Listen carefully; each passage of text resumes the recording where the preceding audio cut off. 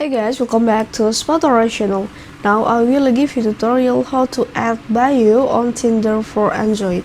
And for that, I wanna ask you, how are you guys? So don't miss off our videos, don't forget to like, share, and subscribe to this channel.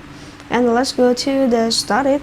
First we go to the Tinder application. You have been to install it before, tap on the Tinder. And after that, you can go to the symbol or the photos in the upper of the left corner. And then let's go to the edit profile.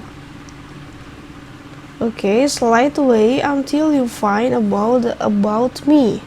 Tap on the about me. And after you're done to type it, you can go to the back and you can go back here. And it's safe. Okay, let's go to your profile, go back, and let's go to edit profile again. Slide away for this.